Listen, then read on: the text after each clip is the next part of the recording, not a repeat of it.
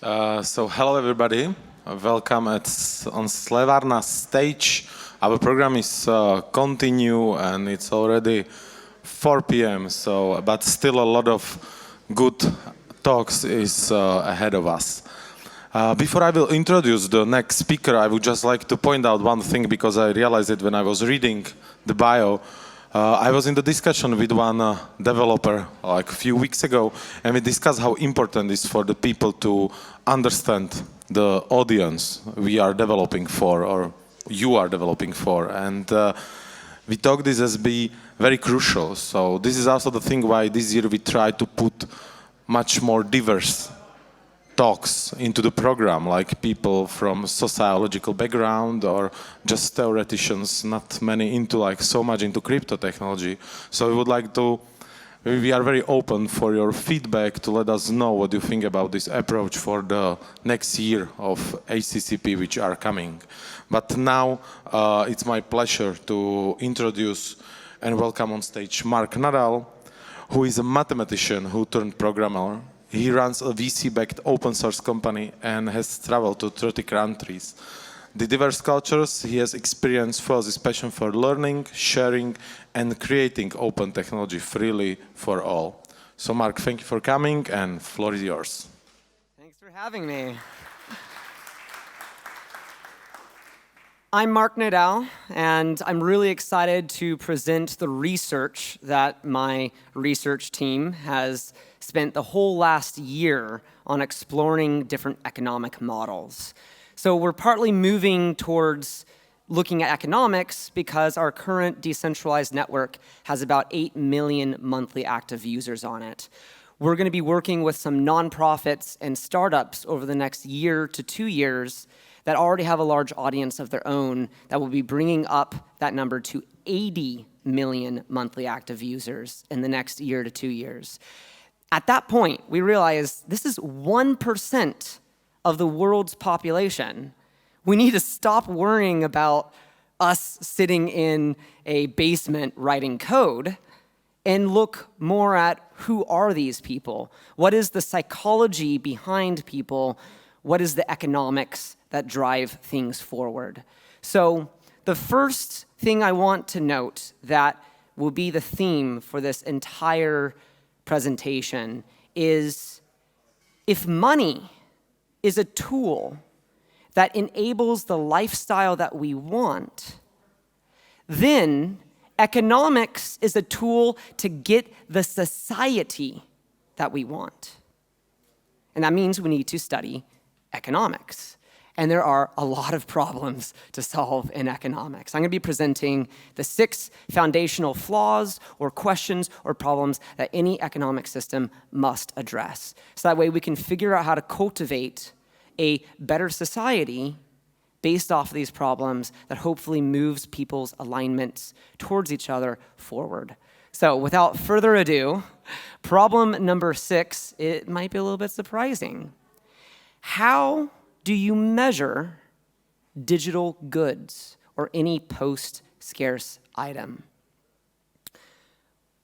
We live in an economic model based off of scarcity. It's a zero-sum game, both capitalism and socialism. And Bitcoin is as well. If I give you Bitcoin, I lose the Bitcoin. You gain the Bitcoin, I lose the Bitcoin. A zero-sum scarce game. So most of these systems cannot account for digital goods. But there's a very simple equation for that. Supply over demand equals A. A is the abundance factor of something. So if we have 5 Lamborghinis and 100 people in a population, the 5 over 100 winds up being below 1. It's 5%. So that thing is scarce. But if we have something like Disney, a movie, every single superhero movie that Disney has made, we could stream every single one of those movies to the whole world's population, probably 10 times over, at near zero marginal costs. So the abundance factor in that is above 1. It's probably above 10. It's very, very large. So A gives us a way to measure what the abundance of something is. And if it's below 1, it lets us know it's a scarce item. I'm not a capitalist, I'm not a socialist, but my socialist friends and my capitalist friends have debates, and I've heard my socialist friends make this argument against my capitalist friends, which is, quote, a rich person has an overabundance of money. Therefore, the dollar bills individually is less valuable to them, as the socialist is making this claim, quote, that taking a few $1 million away from a billionaire doesn't matter as much compared to somebody else, end quote. They're taking this idea that the more of something that you have somehow reflects the devaluation of the rest of what you have. And this conflation of value and scarcity is throughout all economics, including capitalism. Another clear example of this is piracy. A digital good, as I was talking about, could be distributed way more than imaginable. So these corporations, these companies, have to step in to the government and lobby the government and add regulation to our citizens' lives to create artificial scarcity for digital goods, such that the company is attempting to measure these post-scarce digital goods in a way that fits with existing scarcity models. So as you can understand, back 300 years ago, when both capitalism was made and 170-ish years ago, when communism was suggested, nobody was thinking about post-scarcity, but they're a very important issue to address in any economic model. So how do we fix this? Well, do we just print more money every single time somebody streams a movie? So that way we somehow capture that to represent it in the increase in GDP? No, because that causes a whole nother set of problems. So problem number 5. How do you control the money supply such that over time it does not cause economic destabilization or a crash? Inflation. If you keep on printing more money, you get inflation and it destabilizes the economy. Well, this is also an interesting little thing, which is, okay, all economic models are using kindergarten math, and I think that's fine. But in this kindergarten math, we are using what are called counting numbers. So dollar bills and coins are countable numbers. And in computer science, that is called an integer. And in mathematics, that's represented by the typeface Z. It's of key importance to note that any change, or I should say, the value of a countable dollar is tied to the change in supply. So simple math example here is if you have 100 coins and I hold one of them, then my coin is worth 1 over 100. But if we add 100 more coins, we now have 200 coins, and the value of that coin, previously 1 over 100, is now 1 over 200, which is far less. But this is absolutely ridiculous. I am holding the same physical coin. How on earth is it changing its value over time? I mean, we're all used to this because we've grown up in societies that use this type of economic model, but think of how ludicrous that is. I'm holding something. It's right there, and just over time, it's changing. That's bizarre. That's not natural. So, math has this other really cool thing called real numbers that include ratios and fractions and all this other stuff, including countable numbers. So we can adjust economic models to use real numbers and do something interesting. So here's a little story, right? You got some Bitcoin and you really want pizza. You're not a hodler. You really want some pizza, so you're waiting in line to get that pizza, but you're thinking, oh man, what was the price? What was the conversion rate of pizza today to Bitcoin to dollar amount? Was it 10,000? Was it 7,000? And then you're thinking, man, this line is really long, and they say that the pizza is worth, let's just pretend it's 1 Bitcoin to make the math easy in terms of tracking numbers. You're like, oh man, if this is gonna be a 10-minute line, I really hope that Bitcoin doesn't go up, because then when I go and buy my pizza, I'm effectively paying more. But I do kind of hope that it goes down, because then I can get the pizza for cheaper. This is also true with dollar bills, with inflation stuff, because of the countable number. But if you were to represent the price of the pizza as a ratio, as a fraction, you could have the entire economy inflate by 80 times, crash in half, and do all sort of loops and circles, whatever, in the 10-minute time, and you'd be totally unaffected. So key piece right here. Key piece is that ratios hold true regardless of supply. Ratios hold true regardless of supply. Great. So now we actually have some mathematical ways of fixing the inflation problem, but there's all sorts of other problems, and it actually makes some of these problems worse. I do want to note, though, that you can really only have a ratio-based economic model in an internet-era world. So you couldn't do this even like 80 years ago. But hey, we have the internet now, so cool. Let's move forward. Problem number 4. How do you prevent the currency from being manipulated or Sybil attacked? Ratio-based systems have this problem even worse than counting-based systems, but they all have the exact same problem. So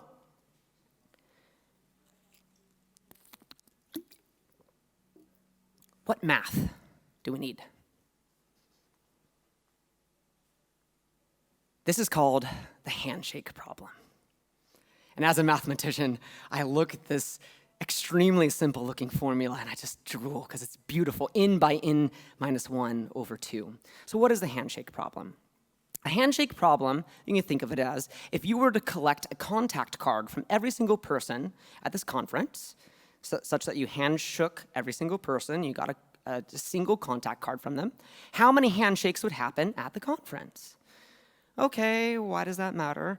Well, this is really neat because the problem is a permutation or a combinatoric problem. So the results have explosive differences, which means as long as you have a rough estimate of the actual population size, which is n, you're able to use this equation to get a probabilistic guarantee of how many other accounts in the system are fake. This isn't just theory, though. It's actually working in practice. So my colleague, Marty Malmy, was the very first contributor to Satoshi on Bitcoin. Like old school days, 2010, 2011, he was known as Sirius. And he's come up with an algorithm called Identify that does something similar. He ran this algorithm against the Bitcoin trading network and was able to detect the bots in the trading network. And it uses this really cool principle called the 6 degrees of separation in psychology. It's very well known in psychology. And this was from a long time ago. The 6 degrees of separation states how many times would we have to physically mail something handshakes apart before we could connect with everybody in the world.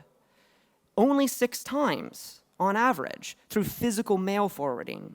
But on modern social networks, Twitter, Facebook, that degree of separation is down to 3.5 handshakes. 3.5 degrees of separation. Think about that. If I handshake across 3 people depth, I can connect with anybody in the world. So Marty has gone on to create something called Iris, which is a better, moneyless alternative to Bitcoin. A moneyless, decentralized alternative. It's not just the very first believer in Satoshi that is building these types of systems. You also have extraordinary centralized competition. Your credit card company, Facebook, China. They're all taking these types of algorithms and using it to do fraud detection, laundering prediction, and automatic auditing. So the key takeaway for this point is the future of where money has already gone and is gone. This is where the future of money has already gone, and money itself is gone. I can't believe I just said that to a crowd full of Bitcoin people. There's still a lot of problems, which is the climax, actually, of all of the economic questions. It's the one thing that all in any economic system has to answer. It has to answer, well, how do you set prices such that you value hard work and labor? I don't know. I mean, well, how does socialism and capitalism do this? It's actually, I mean, you probably intuitively already know this, but it's interesting how they answer it. Capitalism says that there is this dollar amount, which is the average across the force of the free market. That's what capitalism is saying. Hey, you know, that's how you set prices, to measure labor or hard work. Socialism says, actually, we should set prices based off of class. So if you're poor, something's cheaper. If you're rich, it's more expensive. So we talked about what my socialist friends say to my capitalist friends, and well, what do my capitalist friends tell my socialist friends? Again, I'm not a socialist, I'm not a capitalist. My capitalist friends make the following argument, quote, if you do not reward people for working harder than others, then even healthy, capable people will not contribute to the economy, and everybody will be worse off in an economic stalemate. End quote. Ladies and gentlemen, it's far worse than that. There's a whole other set of problems here, which is, I'll give you a little story. I met up with a friend. He happened to be of the same socioeconomic class. I don't know if that's a good or bad thing, but we were in the same class. And we went to buy some coffee, and we paid the average market force of coffee, which is about $2 per cup. And we're sitting there chatting, and I'm starting to get sleepy. I enjoy the coffee, but coffee's making me sleepy. And my friend is just talking more and more and more, getting excited. And that's odd. If you know me, I'm usually the one chatting all the time.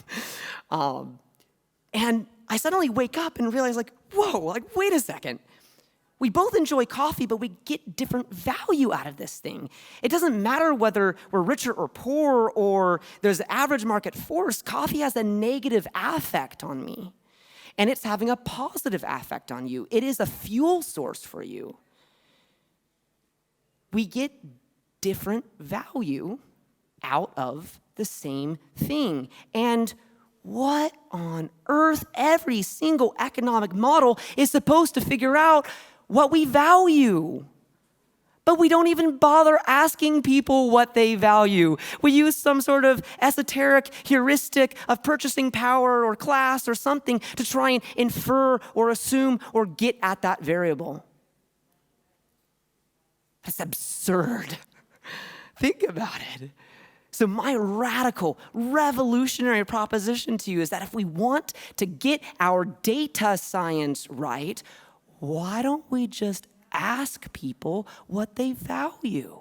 Oh, but that can't be because everybody will answer differently. Well, maybe that's the way economics is.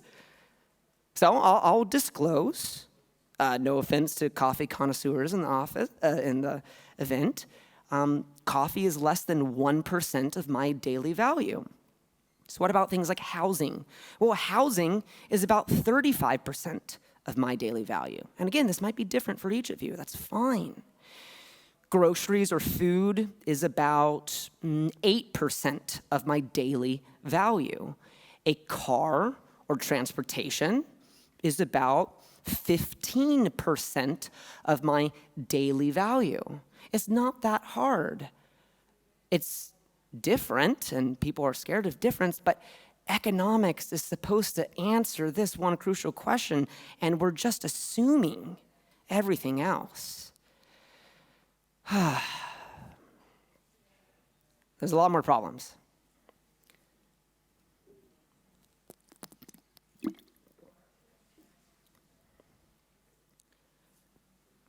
Who do you reward, and how do you prevent free riders? Again, capitalism and socialism have different answers to this. The theory in capitalism is that as long as I have a larger amount of dollars than the good, then I can buy that good. And the theory continues that then the seller of the good is collecting these dollars, and their wealth is increasing, which gives them access to luxury goods. That works in a scarcity model. The scarcity model is basically stating the more luxurious or scarce an item is, the higher the price is. But if we want to count for digital goods, we actually have to, oddly enough, inverse this. Is that scarce goods have a smaller ratio. And sneaky. The A right here is the A from problem number 6, the measuring post-scarcity. This is the abundance factor. And so it actually turns out that if the abundance factor is larger than the giving index, which I'll get to in just a second, the good is given away for free to that person in exchange for a statement of how valuable the interaction with the giver was. This is odd. As long as the abundance factor of something is larger than your giving index, you get things for free, as long as you state the value of the interaction. Well, of course, you need to know what the giving index is, but let's imagine that there is this Lamborghini, there's 5 of them, and there's a population of 100. So we can calculate the abundance factor, which in this case it's not because it's below 1, of a Lamborghini is like 5%, 0.05. In contrast to digital goods like a movie that has above 1. You could stream it an infinite number of times. Or let's take food. There might be 200 meals out there, but if there's only 100 people in this room, then the supply of 200 meals with the demand or population of 100, 200 over on 100 means there's an abundance factor of 2. So the giving index. Who do we reward? Who do we reward? Who do we reward? Okay. We give away things for free. We got to calculate this giving index of who is the biggest giver in society. That's the type of society that I want to create. I want to create a society where people are incentivized to go out and donate and give and help people. And that's my personal bias, right? But then how do you measure that? Especially if you have this ratio system, which is fuzzy all over the place. You really need a countable number system, an integer system, in order to determine who's the richest man in the world, Jeff Bezos, right, with like 150 billion before he split it in half. You need this countable number, but we don't have that in our ratio system. So, oh no, what do we do? What do we do? What do we do? What do we do? Wait. There's a nice math trick, which is the population is limited. There's a finite number of people. So all we have to do is take the ratio, the percent value, and multiply it against the number of people somebody has helped. So to keep the math simple, it's a bit crude. Imagine that there's 100 people in a population, and there's only 2 people who actually do the work of giving things, of producing and distributing goods to people. That's Alice and Bob. 98 are lazy people that are just free riders. So Alice builds a hotel that has 100 rooms in it, and every day gives a room to every 100 person. And let's just average that each person winds up saying, on average, the value of having housing is 50% of their daily value. Of course, it's actually different for each person, but to make the numbers easy, 50%. Now there's Bob, who gives food to 100 people every single day, and people on average rate the food as being 10% of their daily value. So to get this number, we have to be careful because we have to do two things. We multiply by the number of people that you've helped with the ratio, but we have to do it multiple handshakes deep. So here's how it plays out. Alice helped 100 people. They all stayed at 50%, so 100 times 50% is 50. Bob helped 100 people. They stayed, it was 10%, so you get 10. However, Alice and Bob also helped each other. Bob would not be able to donate food to people if he had to pay for housing. But Alice is giving away housing for free, so Bob is stating that he gets 50% of his value from Alice. So we go one handshake below, and we add this extra compute to Alice's number, which is 50% of Bob's countable number of 10 is 5, and we add that to Alice's existing 50. So we get 55 as her total countable number for the layer 2 handshakes deep. Again, I want to be very clear. We do not take anything away from Bob. We're only adding. And vice versa. So Bob is giving value to Alice. Alice really wouldn't be able to do what she's doing unless she is getting food from Bob. So Alice has stated that Bob brings her about 10% of her daily value. So we take her first handshake level of the number, the countable multiplication, which was 50, and we take 10% of that, and we get 5. And now we add the 5. We don't take it away from Alice. We add an additional 5 to Bob's number, which was originally 10. Now, handshake 2, we get 15. Now we get to just run a simple sorting equation in programming for familiars. We take the number of 55 for Alice, the number of 15 for Bob, and then 0, 0, 0, 0, 0, 0 for all the 98 other people who are just benefiting from this. And you're able to sort that and get a percentile of who's the top giver in the economy. So top 2% giver, mid 50, bottom 90%. So I'm going to bounce back to here, which is A over G.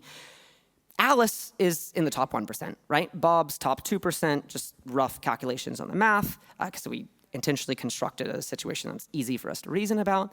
And you'll note here that the Lamborghini's scarcity index from the abundance calculation is 5%. Alice is in the top 1%. 1% is a smaller number. It's a smaller giving, the giving index is smaller than the scarcity index for the Lamborghini. So Alice actually gets the Lamborghini for free also, because this equation holds true. Now, there's 5 Lamborghinis. Bob might get the other one, but what about the remaining 3? This is where capitalism and socialism kind of splits right down the middle, which is maybe Alice and Bob get to own the Lamborghini because they have a smaller number, but there's 3 Lamborghinis left over, and that can be crowd shared across the rest of the members in the society. So we're still utilizing the resources in an economy, but when the index doesn't match, it has to wind up splitting. And that winds up being the crowd-sharing economy. Another way to think about this, so stop thinking about that and switch over to this idea. You're at a bakery, and there's 10 people in line. You would hope, just from a social standpoint, if Alice walked in, that the 10 people in the line who are getting free housing from Alice would be like, thank you, Alice, so much. Please move ahead of me in line. You've given me so much value. I want to give you priority access.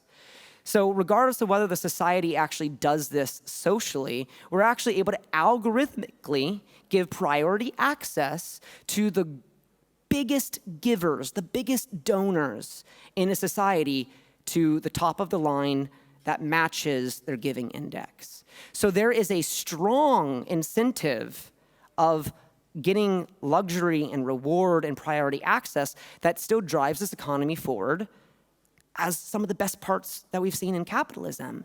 But in capitalism, you want to prevent free riders. And that then causes a rift in values between people that is oftentimes irreconcilable, is miscommunicated, because then what do you do with the free riders? Well, this economy actually says we're not going to try and prevent free riders. We just want to have the best, biggest givers. And as long as there's post-scarce goods, free riders get those things. And that naturally actually drives entrepreneurs to look at what are currently scarce goods and how can they automate manufacturing in order to give it to more people. We still got problems. We still got problems. The last problem.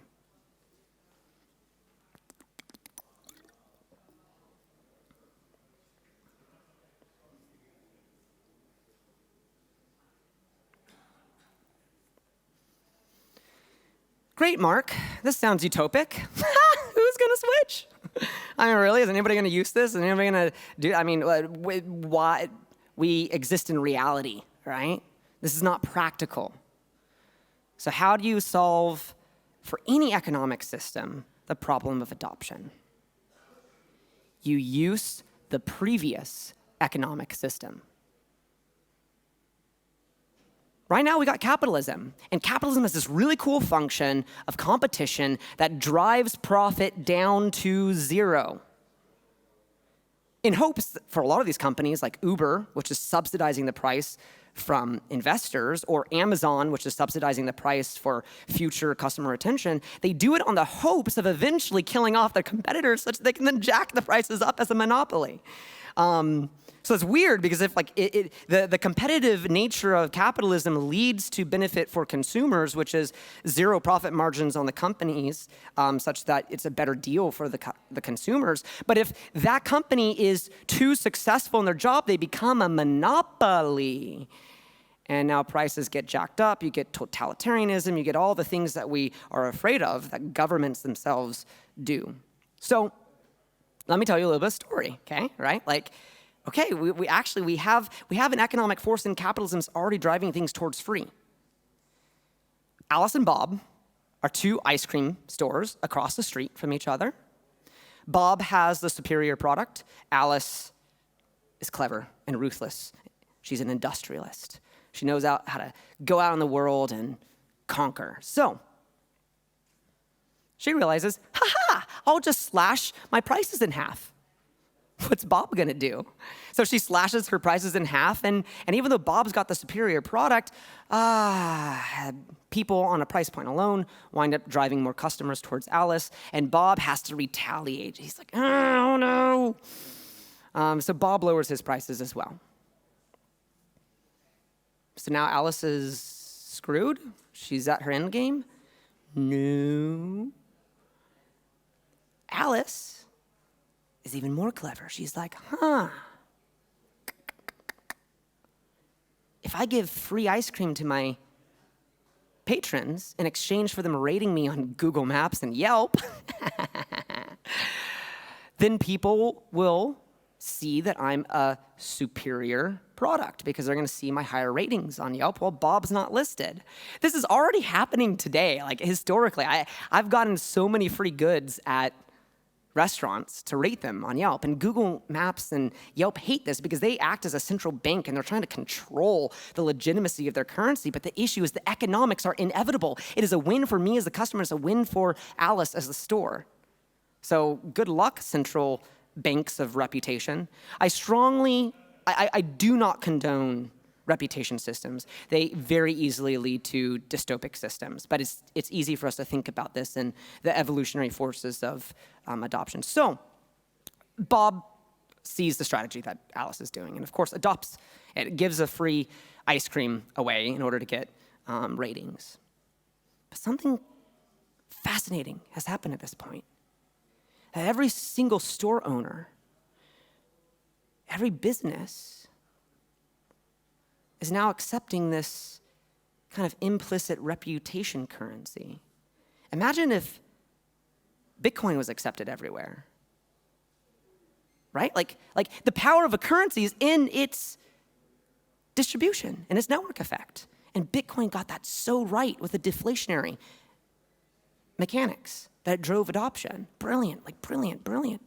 But once everybody in the economy is already using reputation systems, which, hey, we are Google Maps, Yelp, whatever, that new type of currency, which I do not condone, already has widespread adoption. So Alice, with her ruthless ideology, realizes, I can get free milk from the grocery store. I can get free eggs from the grocery store if I rate them highly. So Alice decides to bet everything in.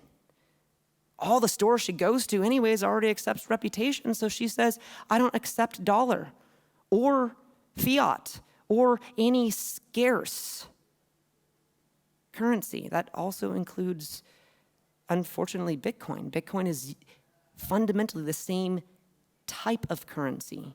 And that's why governments try to ban it, but they don't ban reputation systems, is because Bitcoin is viewed as being the same type of currency. And it's crushing it, right? It's like totally beating out these governments. But governments don't react to other types of currencies. So you're able to use the previous economic system as a driving force to get adoption for the new economic systems.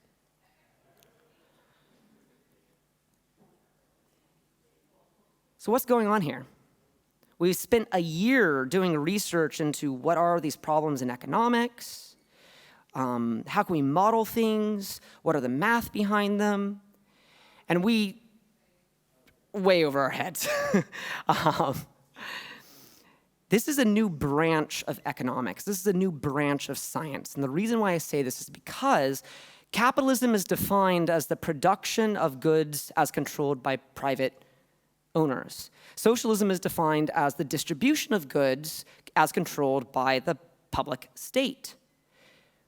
FreeISM is defined as the production and distribution of goods incentivized through algorithms.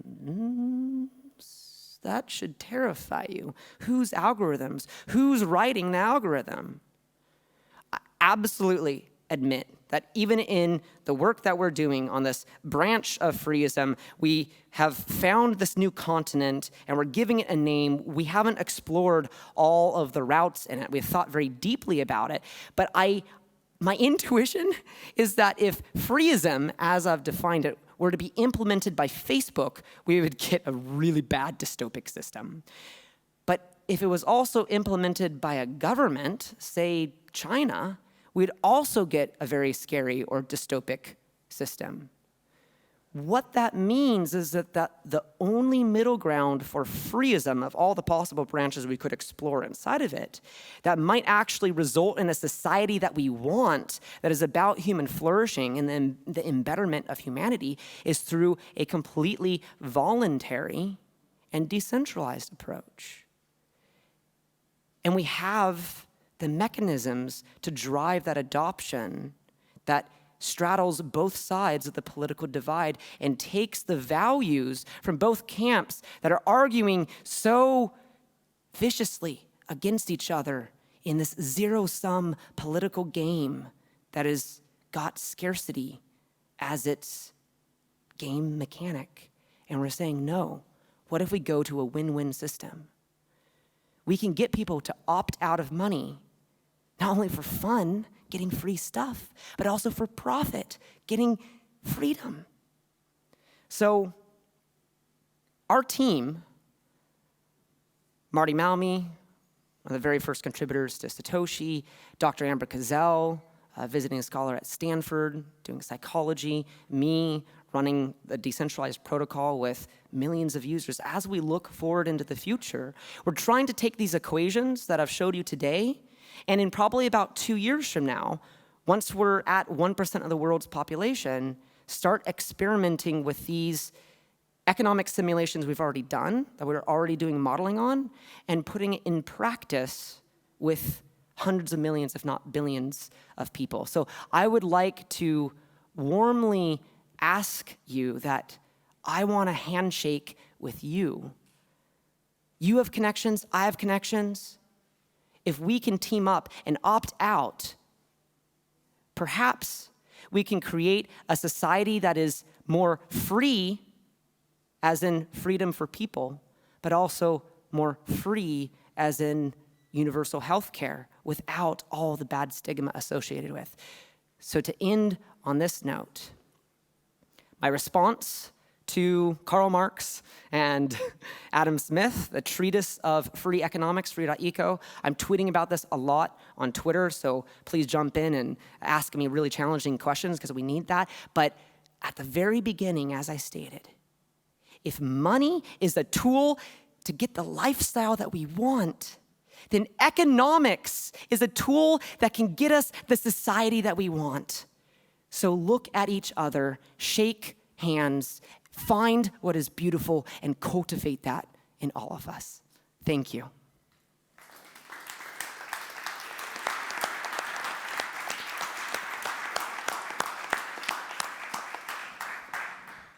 Okay, Mark, thank you for your talk.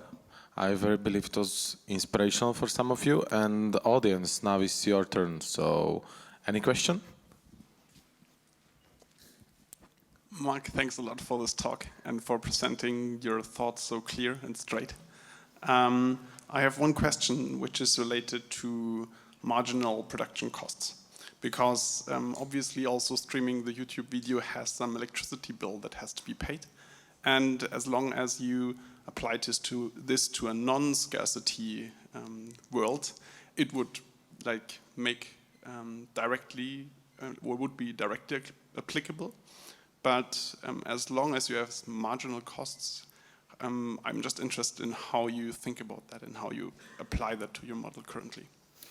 Absolutely. Super, super important question. And I'm going to answer with capitalism, right? Which is there's an economic incentive for whatever, for Arizona to offer Elon Musk with the Tesla plant subsidized deals to build the power plant in Arizona. I think it's in Arizona. So we're already seeing this idea that you kind of wine and dine powerful people and give them cheaper rates in order to kind of inherit that reputation. Same thing, like if you get a deal with Amazon Web Services where you're supplying the electricity for Amazon Web Services, you know it's in high demand. So it is advantageous for you to offer perhaps a discounted rate. The sweet thing about this post-economic model with some of the equations I'm not going to skip back, is it actually formalizes this, right? It was the example of Alice helping Bob and Bob helping Alice. Bob has an incentive to give Alice free food, even if Alice gives Bob a much, much, much, much lower daily percent value, because Alice is helping so many people that even a smaller percent value then at the second handshake deep represents a much larger increase in Bob's value. Does that answer? Partially, I will come to you later about Cool. that. Just keep in mind that in an experimental phase, on the boundaries of your network, this will be a very critical point you have to consider. You got me there, yeah, like, you know, because I did greater than. I didn't do greater than equal. So at the point of 1, okay, thank you. Thank you for pointing that out. Okay, anybody else? So, no questions from the audience? No, okay, we did it.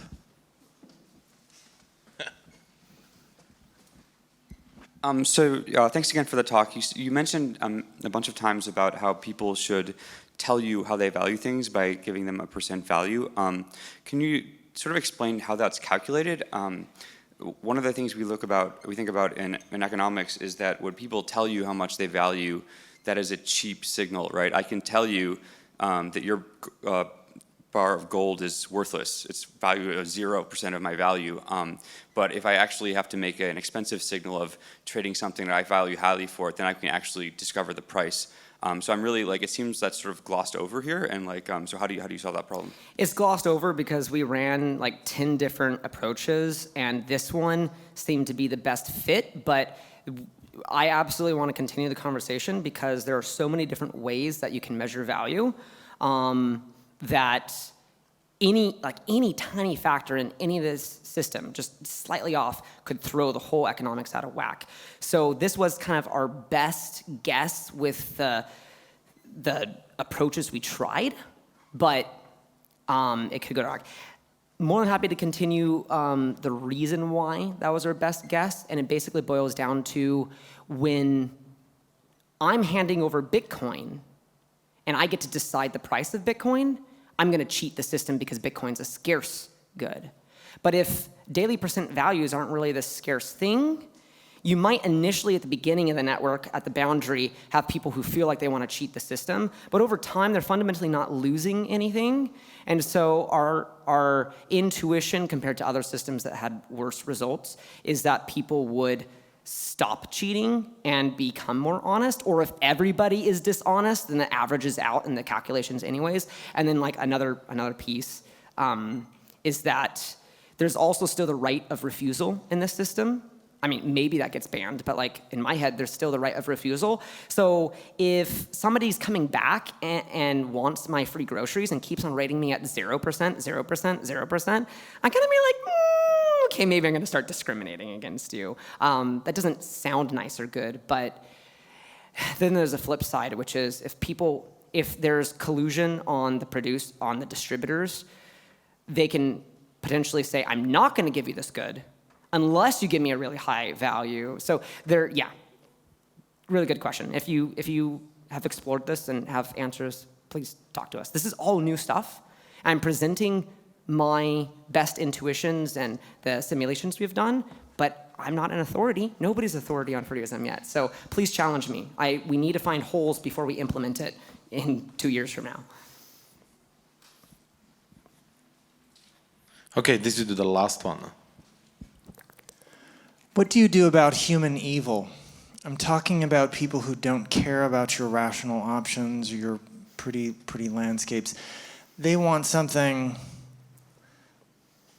way beyond anything normal or humane or anything. They don't want just your belief. They want your immortal soul. And they will kill to get it. And nothing, absolutely nothing you say or present or offer will deter them. These are psychopathic, murdering fiends, and these people exist in the world, so what do you do about them? So there's two ways to answer that. I'm going to skip to the second one. The first one has to do with more libertarian values, but I think what you're actually asking is a history question more than an economic question. That assuming, so I'm going to answer it with history. You see the balkanization of the world as technology increases, and you see world wars play out in their own microcosms. So with Western civilization, you get World War I, World War II, fighting against each other, and it's terrible.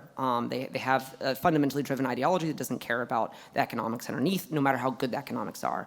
You're seeing the same thing play out in the Middle East, that effectively the Middle East is playing out its own World War I, World War II, inheriting a lot of the technology from World War I, World War II of the different governments that are sponsoring those faction groups. So a key thing to understand is that that's disgusting, all of it, and sad, but a lot of the children in these conflicts are getting seduced by capitalism. They're getting seduced by Starbucks being on every corner. Most children revolt, maybe you call that an evil itself, most children revolt against their parents, and they wonder, why on earth are they out dying on this bloody battlefield when I could be sipping tea?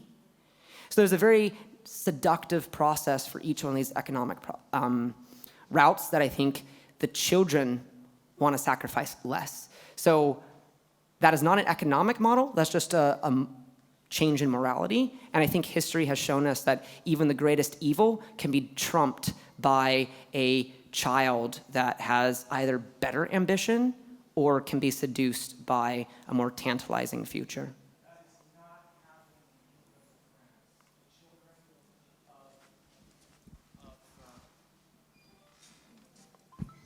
That is not happening in England or France, where Muslim children are becoming more radicalized than their, fairly relatively relaxed parents. Socialism and capitalism is a scarce game, so it I'm not talking about socialism and capitalism. But it profits on radicalization. Because in order to gain money from somebody else, I have to make them make a decision, I'm not talking about socialism and capitalism. I'm talking about human beings and Satanists. Like, these are bloodthirsty maniacs. So far, the models that you've presented don't contain what I'm talking about. That is true. neither did capitalism or socialism. So my hope is that maybe we can experiment with FreeISM in France and see how it impacts the moral decisions of people. And honestly, I do wish people were less violent, but I'm also a voluntarist, so I don't want to use violence to force people to be less violent. So I feel like that is the point at which I become evil, and I'd rather avoid that. But good point. Okay, so Mark, thank you for your presentation and for your thoughts that you were sharing with us, and also thank you for your questions. I would like to just point out that Mark asked you to challenge him, so definitely Congress is not ending, so continue, find him anywhere around the place. I think that's the way how it should be done. And Mark, thank you. Thank you.